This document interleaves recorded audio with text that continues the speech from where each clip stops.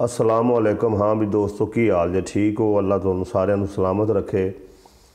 लै भी गल ये वे कि जान है तो जहान है। गल्लां मेरे को सीधियां ने, बलावा कोई नहीं है, ना कोई बनावट है। धुंध जिहड़ा ना वो शुरू हो गई है और थोड़ी देर पहले मैं एक खबर भी पढ़ी है कि शरकपुर तो लाहौर रोड से कुछ चंद गड्डियां आपस में टकराइयां भी ने। जिन्हें मुसाफर ने अल्लाह उन्होंने सारिਆਂ अपने हिफ्ज़ो मान च रखे, सेहत देवे, तंदुरुस्ती देवे। तो गल ये वे कि इस धुंध के मौसम में तुहानू सफ़र करना पवे तो सब तो पहले गड्डी का तेल पैनी चैक कर लो, उन्होंने वेख लो कोई मसला मुसला तो नहीं है, ताकि लंबे रूट से निकलो तो उहदे कोई खराबी पैदा ना हो जाए। और अक्सर जिहड़ा लंबे रूट से बंदा निकले तो पेट्रोल पंप भी जो नेड़े तेड़े नहीं होंगे है, तो तेल पानी भी पूरा कर लो। उस तो बाद चूँकि सर्दी है तो किसी बीमार बंदे नूं गड्डी चलाउण वास्ते ना दिओ।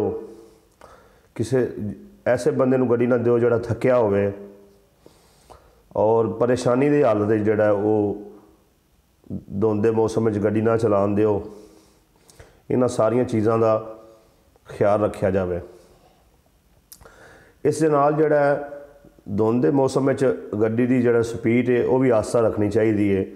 अन्नेवाह बजाउणी नहीं चाहिए कि मतलब किसी दे विच वजी होवे या अपना नुकसान बंदा करे तो या अगले किसी बंदे का नुकसान करे।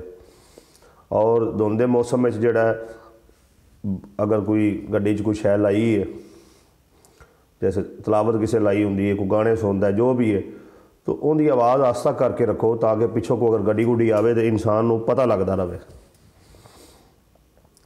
और अगर तुसी किसी सफ़र कर रहे हो तो धुंध बहुत ज़्यादा पै गई है तो किसी पेट्रोल पंप से वेख के या नेड़े तेड़े को अपना जाने वाला वेख के उत्थे स्टे कर लवो, क्योंकि जिउंदे रह तो मंजिल पर भी पहुँच जाओगे।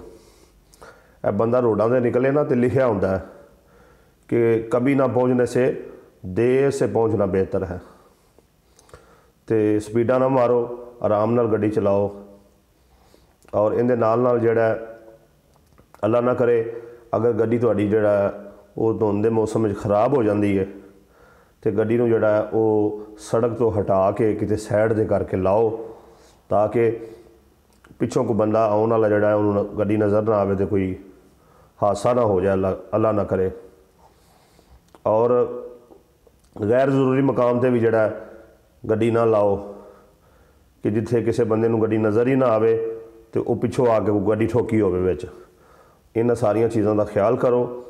इहदे नाल नाल जिहड़ा धुंध के मौसम में अगर तुसीं किते सैर सपाटे लई जांदे हो तो बच्चिआं नूं कोशिश तो करो कि इहो जिहा मौसम में ना ही जाओ, लेकिन फिर भी अगर तुसीं जाना है तो सड़क क्रॉस करने वास्ते खसूसी तौर पर ऐसे मौसम में बच्चों का हाथ जिहड़ा वो फड़ के रखो।